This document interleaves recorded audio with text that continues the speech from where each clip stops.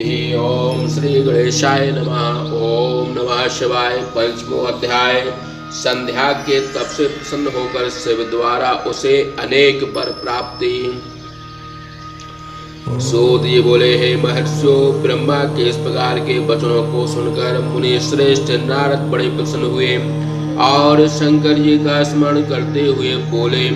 नारद जी ने कहा, हे महाभाग, हे ब्रह्मन, हे महामति विष्णु शिष्य, आपने शिव जी की अद्भुत कथा कही।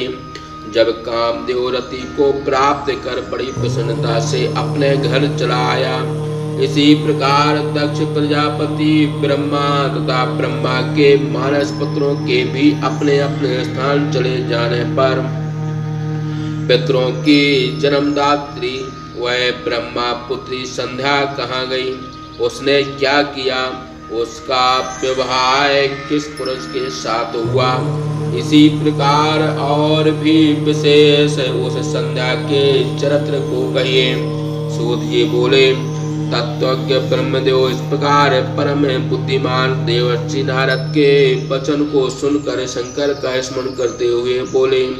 ब्रह्मा जी बोले, हे नारद, तुम संध्या के संपूर्ण शुभ चरित्रों को सुनो। सुनने से स्त्रियां पतिव्रता होती हैं। वह संध्या जो पूर्व काल में मेरे मन से उत्पन्न हुई थी, वही तपस्या कर शरीर छोड़ने के बाद अरुंधति हुई। उस महाबुद्धिमती संध्या ने मुनि श्रेष्ठ मेधातिथि की कन्या के रूप में जन्म लेकर विशुद्ध आचरण कर ब्रह्मा विष्णु तथा महेश्वर के वचनों के अनुसार महात्मा वशिष्ठ को अपना पति वर्ण किया, जो पतिव्रताओं में श्रेष्ठ जगद्वंद तथा दया की मूर्ति कही जाती हैं। नारद जी बोले, हे ब्रह्मन, उस संध्या ने क्यों कहा, क्यों कहाँ, किस उद्देश्य से तप किया और किस प्रकार वह अपना शरीर त्याग कर मेधातिथि की कन्या हुई, उसने कैसे प्रकार ब्रह्मा विष्णु तथा शिव के कथानुसार वशिष्ठ को अपना पति स्वीकार किया। हे पितामह, मुझे अरुंधति के चरित्र को सुनने के लिए महान कौतूहल उत्पन्न हो रहा है, अतः ठीक ठीक अरुंधति के चरित्र का वर्णन कीजिए। ब्रह्मा जी बोले, हे नारद, पूर्व काल में अपने शरीर से उत्पन्न हुई उस संध्या को देखकर मेरा मन काम से आकृष्ट हो गया,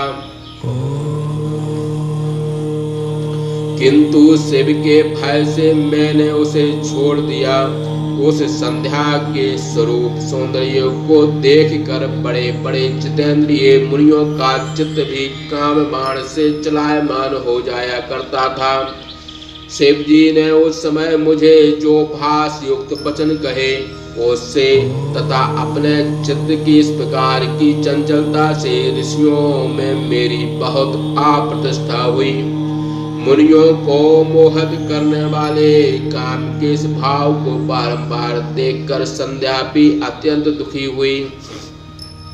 पुनः क्रुद्ध हो कामदेव को शाप देकर जब मैं अंतर ध्यान हो गया एवं शिव जी जब कैलाश चले गए, तब हे मुनि सत्तम, वह मेरी पुत्री संध्या संक्षोभ होकर कुछ क्षण विचार करती हुई ध्यान मग्न हो गई।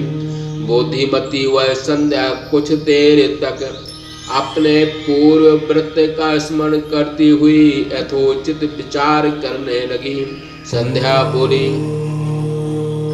मेरे पिता ने उत्पन्न होते ही मेरे युवावस्था के सौंदर्य को देखकर काम से प्रेरित हो मुझसे अनुराग पूर्वक कामाभिलाष की चेष्टा की।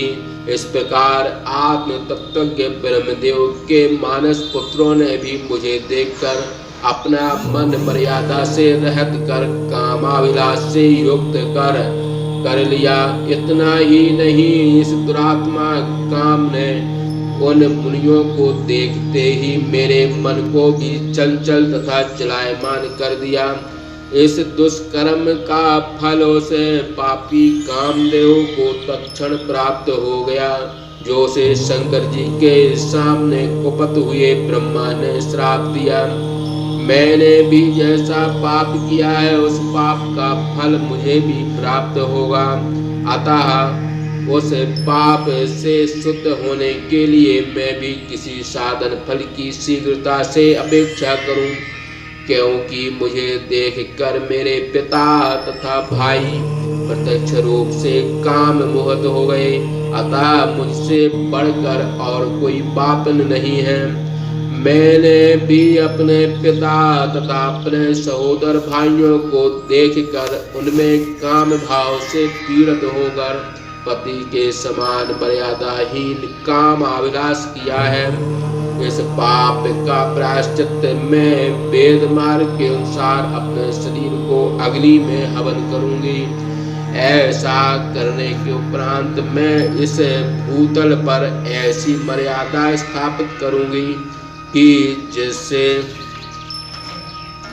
सभी शरीरधारी इस प्रकार अपने भाई एवं पिता को देखकर पुनः कामभावापन न हो। इस मर्यादा स्थापन के लिए मैं परम दुष्कर तप करूंगी तथा मर्यादा स्थापित कर अपना शरीर छोड़ूंगी।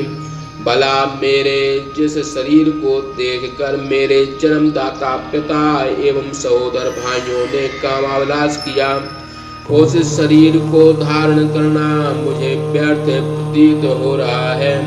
मैंने भी जिस शरीर से अपने पिता तथा भाइयों में कामाभिलाष उत्पन्न किया, वह भी मेरे अच्छे काम के योग्य नहीं है। वह संध्या अपने में ऐसा विचार कर चंद्रभाग नामक परम रम्य पर्वत पर चली गई, जहाँ चंद्रभागा नामक नदी बहती है। इस प्रकार संध्या को तपस्या के लिए गई हुई देख मैं ब्रह्मा समीप में बैठे हुए जितेंद्रिय वेद वेदांग के पारदर्शी परम ज्ञानी एवं आत्मदृष्टा अपने पुत्र वशिष्ठ जी से कहा। ब्रह्मा जी बोले, हे पुत्र वशिष्ठ, तपस्या के विचार से गई हुई उस मनस्विनी संध्या को तुम जाकर अच्छी प्रकार से विधि पूर्वक दीक्षा दो।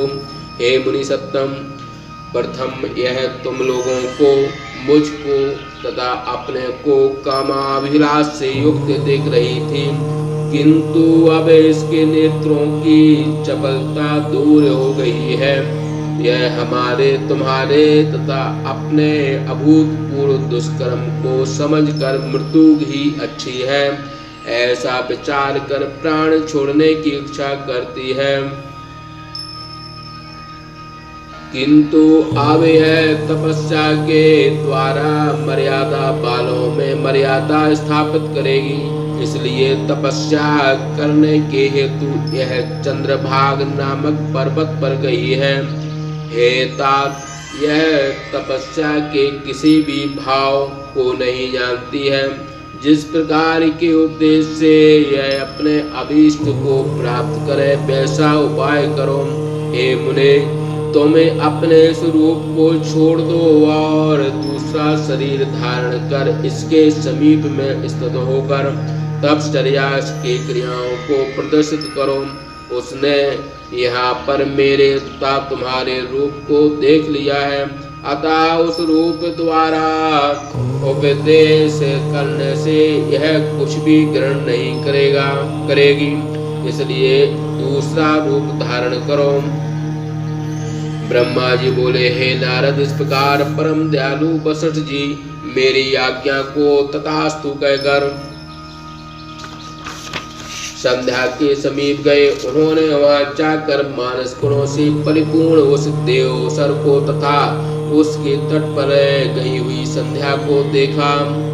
उज्जवल कमलों से युक्त वह देवसर समीपस्थ संध्या के द्वारा इस प्रकार शोभित हो रहा था, जिस प्रकार नक्षत्र एवं बिंदु मंडल से युक्त आकाश रात्रि में सुशोभित हो रहा हो।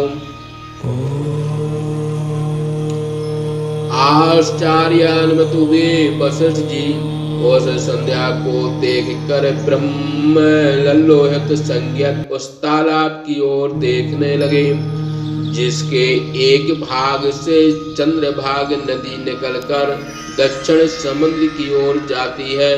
उन्होंने वहीं पर उस पर्वत के ऊंचे ऊंचे श्रृंगों को देखा जैसे पश्चिम से तोड़कर चंद्रभागा नदी समुद्र की ओर जाती है। जिस प्रकार हिमालय को तोड़कर श्री गंगा जी समुद्र में जाती हैं, उस चंद्रभाग पर्वत पर बृहलोत्सर के तट पर स्थित संध्या को देखकर वशिष्ठ ने उससे आदर पूर्वक पूछा। वशिष्ठ जी बोले, हे भद्रे, इस सर्वथा निर्जन पर्वत पर तुम किस लिए आई हो? तुम किसकी कन्या हो और यहाँ आने का तुम्हारा उद्देश्य क्या है? पूर्ण चंद्र के समान मनोहर तुम्हारा मुख मलिन क्यों दिखाई पड़ रहा है? यदि कोई गोपनीय न हो तो हमें इन बातों को बताओ, मेरी सुनने की इच्छा है। ब्रह्मा जी बोले, उन महात्मा वशिष्ठ को प्रज्वलित अग्नि के समान तेजस्वी देखकर और उनके वचनों को सुनकर वह संध्या जटाधारी ब्रह्मचारी एवं तपोधन वशिष्ठ से आदर पूर्वक प्रणाम कर बोली। संध्या बोली, हे विभो, मैं जिस उद्देश्य से सिद्ध है पर्वत पर आई हूँ वह उद्देश्य तो आपके दर्शन मात्र से ही पूर्ण हो जाएगा। हे ब्रह्मन, मैं ब्रह्मा की कन्या हूँ, मेरा नाम संध्या है। मैं तप के उद्देश्य से इस निर्जन पर्वत पर आई हूँ। यदि आपको अनुचित न जान पड़े तो मुझे उपदेश कीजिए। यही मेरा अत्यंत गोपनीय मनोरथ है और किसी से मुझे कुछ लेना देना नहीं है। मैं तपस्या की कोई विधि नहीं जानती, किंतु तप करने के लिए इस तपोवन में आ गई हूँ। इसी चिंता से मैं दीन हो रही हूँ तथा हृदय मेरा कांप रहा है। ब्रह्मा जी बोले,